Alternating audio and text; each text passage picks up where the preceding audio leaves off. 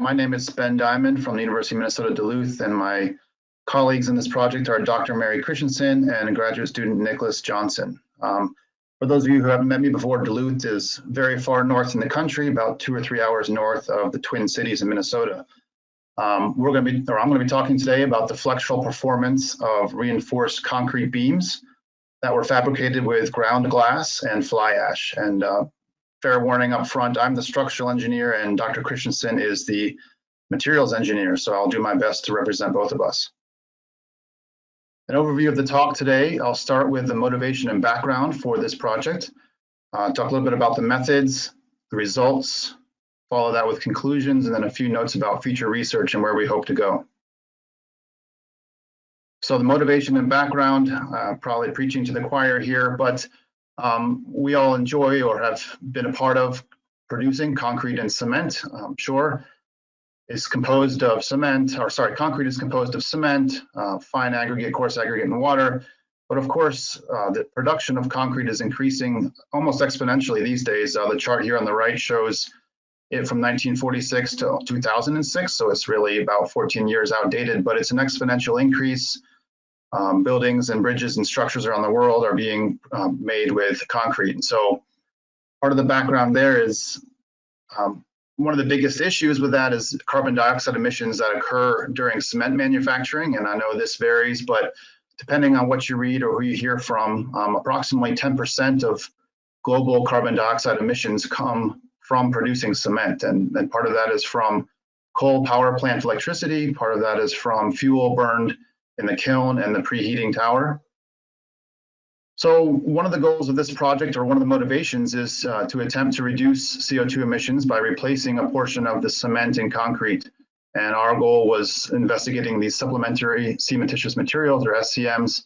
Got a list here on the screen. Fly ash is the first one, perhaps the most common. Of course, I put ground glass second because that's what I'm talking about in particular, but there are many options. Granulated blast furnace slag, or GBFS, silica fume, etc. The benefit of these SCMs is that they're often byproducts from other industries. So for example, fly ash is a product from the coal-fired power plant industry, or GBFS is a product from making iron and steel. Glass, everyone is familiar with, is a byproduct of everyday life, using glass in your households. Some of the benefits of an SCM in the literature is that it can increase the concrete compressive strength, it can increase durability, it can mitigate alkali silica reactions, or ASR. Depending on the SCM, it is potentially less expensive than cement.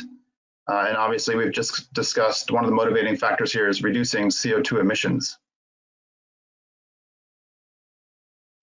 So the primary focus of this study was we had fly ash, but mainly incorporating ground waste glass as an SCM. And Dr. Christiansen has been doing this for quite some time on a smaller scale. And I approached her and said, hey, why don't we start doing this on a larger scale? And the reason is because 60% of glass is landfilled. And we're all probably good folks and put our glass into the recycling can, but that doesn't mean that the glass gets recycled. With mixed recycling, over half of that glass is thrown directly into a landfill. So potentially, if we can put some of that into concrete, it's another avenue for recycling glass. And so a 20% replacement rate subbing glass in for cement can reduce the concrete costs by 14% from the literature.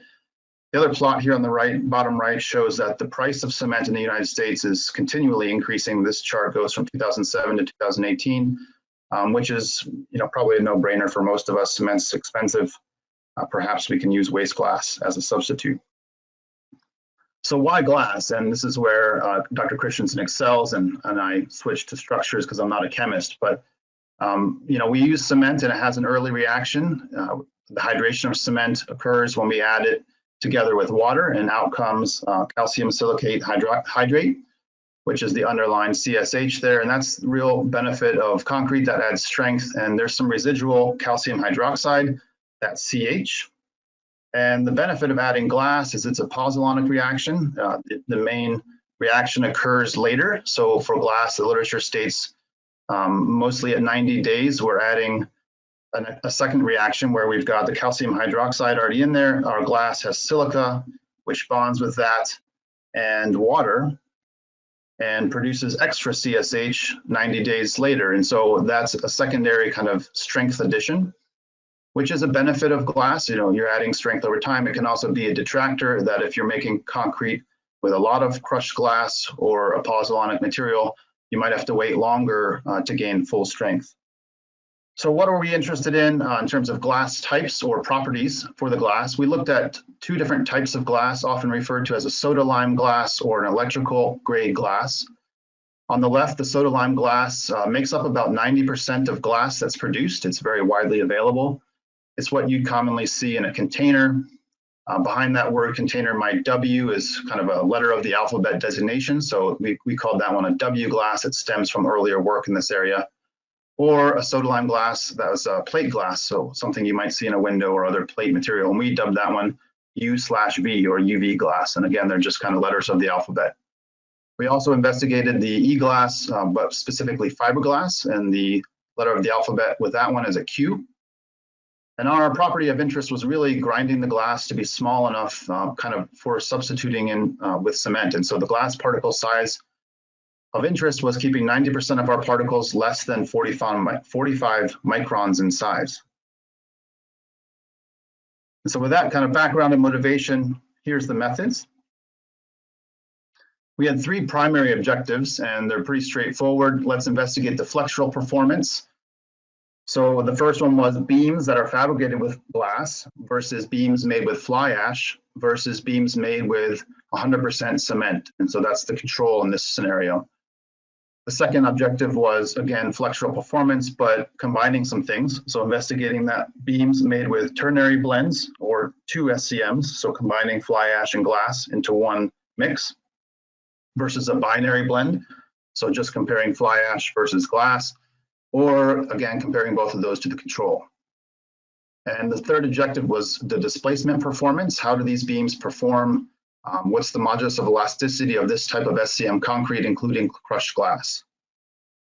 So to achieve those objectives, we have a large testing matrix, and this is a busy slide, but I'll walk through it.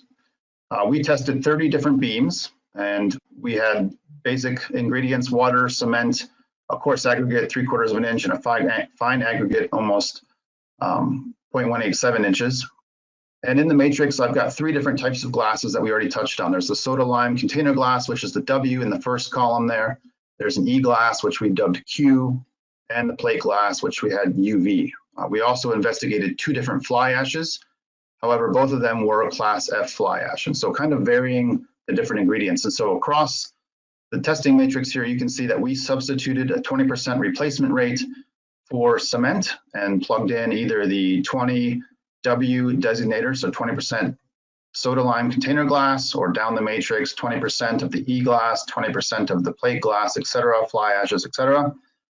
When we got to the blends, we substituted 10% glass and 10% fly ash in lieu of that 20% cement, and kind of combined things. And so fly ash 2 was the control fly ash, and we added different glasses to it. And then at the end, we combined fly ash 1 with that soda lime container glass, which is the most common. So for each of these scenarios on the right column, again, we tested 3 beams, so 30 total. The beams were pretty straightforward. Actually, it's the formwork I used for teaching reinforced concrete class, so that was pretty easy to have, but they're not huge. They're 6 inches wide, 10 inches tall, and just a little over 6 feet long. Putting it on the testing frame allowed for a 6-foot span. So to the right, there's an end elevation picture of the beam. We've got stirrups in there, longitudinal bars, 2 very small smooth bars on top just for constructability. Our goal, as the title of the talk told you, was to have a flexural failure. So we used number 3 longitudinal bars in the bottom as shown in the picture. We did not want to go near a shear failure, so we added number 3 stirrups at 4 inches on center. So definitely not a shear failure. We were trending towards flexural failures. The test setup is pretty straightforward. It's a little bit larger than the actual ASTM, but in 3-point loading, we were testing the flexural strength of these beams. The picture on the left shows the load cell, the actuator, the spreader beam at applying 2-point loads, pins and rollers on top and bottom of the concrete beam. And then what we really investigated was the flexural strength at 90 days. So going back to that pozzolanic reaction, let the concrete cure for 90 days, have the glass really take effect. Obviously, that's different than the 28-day number that most engineers design for, and you'll see that in my future research going forward. But the picture on the right shows what we were after as a flexural failure, lots of cracking, observing the displacement and ductility of the beams. So with that, I'd like to spend the rest of the time here talking about results and conclusions. We did also obviously break cylinders and do compressive strength and things like that. So one of them is we've used new SCMs, specifically glass and fly ash. What is our strength activity index? And for that, really, it's a measure of the reactivity of these materials with a given cement. And so in this big long table here, we've got 5 different columns along the top that are bolded. And basically, we've measured this reactivity at 5 different days. So day 1, 7, 28, 90, and 180 days. And along the first column are all the different mixes that we saw in that matrix. And so in reality, what you see in this table is a lot of white cells and a lot of green cells, which means that our strength was at least greater than 75% of the control beams. All of the green cells indicate that it was even stronger than the control beams in general, no 75%.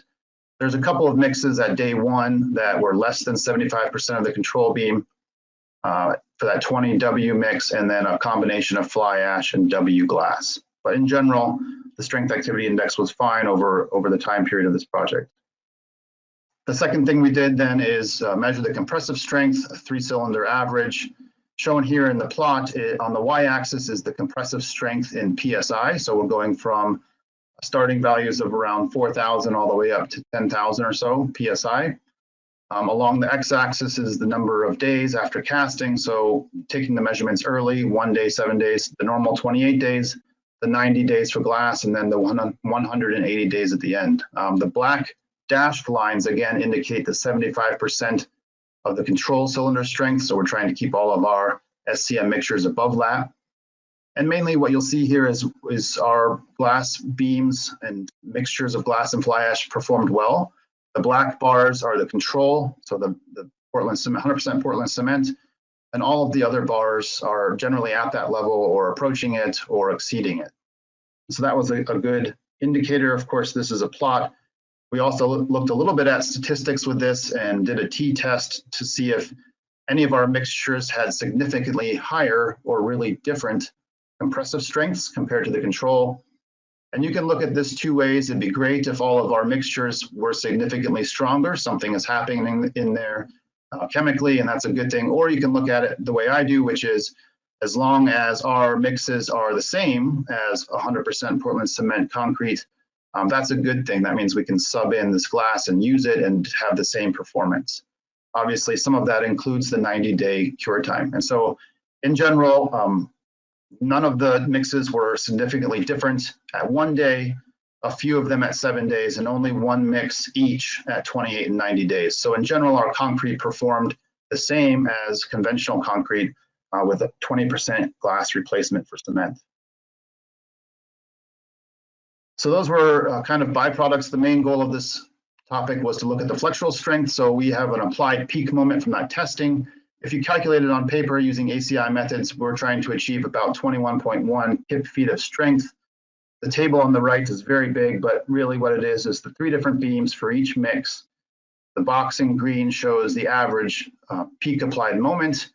And that's about all you need to know, because the next bullet here talks again about a t-test, where what we're figuring out is, are these values significantly different than the control beams? And all of our SCM mixtures had statistically the same flexural strength as the control beams. So the control beams up top, very top of the table, had a strength of 21.5 kip feet. And you could browse through the column there, we're ranging between 21.8, 20 kip feet, et cetera. But they're pretty much, they look all the same. Using statistics, we're saying that they are all statistically the same. And so our beams are performing with 20% glass replacement the same as conventional concrete. The third objective then was the modulus of elasticity, or the displacement. We measured modulus of elasticity according to ASTM and compared it to ACI calculations. And so the predicted modulus using equations in ACI 318 were about 5,000 KSI, which in the plot here is the black bar. I'm sorry, that's not the black bar. About 5,000 the plot. In the black bar in the plot is our control mix modulus, which was about 6,400 KSI. And that ranges all the way across the chart there. The modulus of elasticity of our SCM mixes ranged all the way from 8,000 to 10,000 KSI, so quite a bit higher. And keeping in mind here that the higher the modulus, the equations for deflection, the lower you're going to have a deflection. So we're looking for lower deflections in these beams. And so the next slide here shows our displacements. Again, there's a large table, but it's really most important that kind of conceptually, our control beams had the largest displacement, about 1.4 inches during testing, very top rows of the table. As you browse through that highlighted green column, you'll see specimens that had 7 to 36% less displacement. So that's ranging from 0.9 to 1.3 inches, depending on the mix. On average, the displacement was about 22% less in our SCM beams compared to the control. And so what can we conclude from this? I've got these 1, 2, 3 objectives I talked about earlier. I won't read all of them, but the first one was flexural performance. Our beams with glass perform the same as the control beams and the same as those with fly ash. Our second objective was the blends, and our beams with ternary and binary blends perform the same as the control beams. So I'm thinking about this in terms of, can we use this kind of 1-for-1, of course, with a different cure time. And our third objective was the displacement performance. Our beams with SCMs had higher modulus values and therefore lower displacements. A couple additional conclusions. All of our mixtures satisfied the 7 and 28-day strength activity index requirements of ASTM, and the glass did not significantly increase the 90-day concrete compressive strength compared to a normal mixture. Again, thinking about subbing it in, of course, it would be nice to have it significantly higher or better performing, but it is a replacement here. So the major question was, can we start to scale up and think about ground waste glass as an effective pozzolan in structural concrete? Our answer was yes. The compressive and flexural testing results demonstrated this for construction purposes. There were some additional benefits, perhaps in terms of lowering emissions of carbon dioxide, potentially lowering the cost of concrete if we can start recycling more glass, and it definitely would be a possible outlet for waste glass if you keep in mind that up to 60% of glass is just landfilled. So some future research for us in terms of structural testing with glass replacements are a larger sample size. 30 is a decent number, but keep going up. Investigating different types of glass. We did do that soda lime glass, which was the most common. Different replacement levels. We went with the 20% because it's pretty common in the literature. And then testing at other ages. So we're talking mainly about 90-day strengths here, but what happens if we need to scale down to 28-day strength for constructability? Can we have quality performance at that time? Investigating some ternary blends with other economical SCMs. So this is getting a little bit outside the range of glass, but perhaps we can combine them.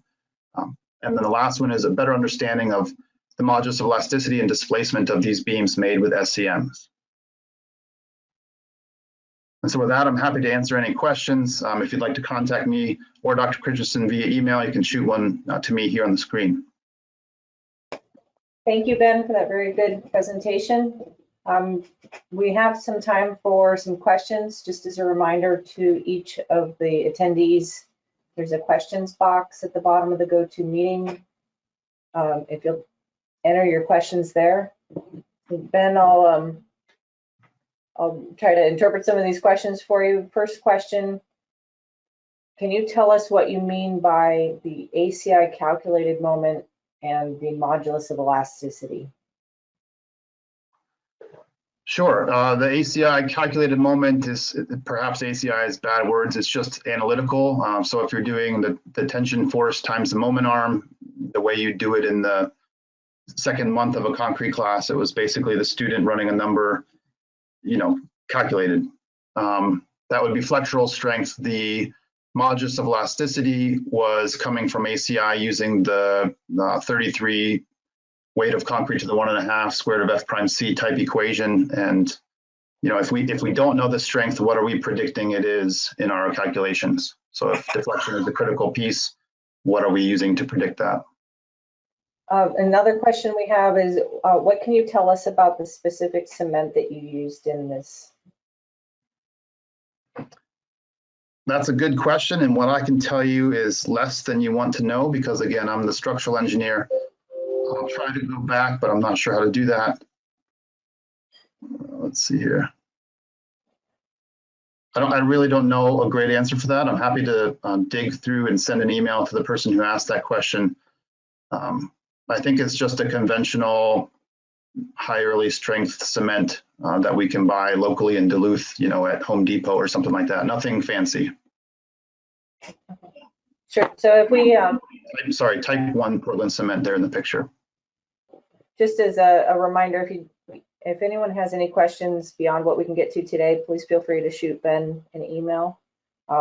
We have time for a couple more, so Ben, I'll go through and ask you a few more if you're willing. Yep. Can you maybe describe what applications this may have for repair? Yeah, that's a great question. I would imagine it could have the same applications as conventional concrete. One of the main issues is going to be the time that you need to have full strength at. And so one of the issues with glass or pozzolanic reactions is you have to wait longer. And we realize that, and Dr. Christiansen and I are brainstorming and coming up with mixes trying to get this to cure faster. But for repair, it may be tricky if you need, say, I don't know, 8,000 PSI concrete in a week to have the building or the bridge reopen. I'm generally thinking of new construction when I think of this, and hopefully you can achieve the strength early enough to have new construction with this type of concrete be equivalent for regular concrete, but perhaps the time delay is one of the issues. Next question, someone asks, have you looked into how these results may vary with particle size distribution or with the particle size distribution, or are you just trying to keep it less than 45 microns? Would it be, would a larger or smaller size be beneficial? I guess it's 3 questions around the same idea. Yeah, sure. Those are all good questions. The short answer is we did not consider anything else. The reason being is this is the first student of ours that's gone down this path, and so we stuck more to structural investigations than material. We took from the literature and Dr. Christiansen's expertise kind of the threshold to stay below, and certainly investigating other sizes are beneficial. The idea is that the less you have to grind the glass, the more economical it is, right? And if you can get away with larger particle sizes, spending less energy grinding the glass, that's a benefit. If you need to grind it more to really achieve better quality behavior, then perhaps that's a downfall. And so the answer is no, we haven't looked at other ones, but I think it's a great idea. And last question I'll ask you, in the interest of time, did you note any critical differences or noticeable differences in the rheological properties, such as workability, between the different mixtures that you were using? To the best of my knowledge, and again, that was the student's job really to be in the lab, but I heard no complaints about that. I think our achieved slumps, there was a plot or a table in the thesis of the slump and all that. I think they were all pretty much the same. It was relatively low slump concrete on purpose, I think about 3 inches or so, but I didn't notice any differences in slump, and the student had a huge table similar to the ones I showed where the numbers were roughly all the same. So I think in terms of fresh concrete mixing and workability, it was pretty much the same.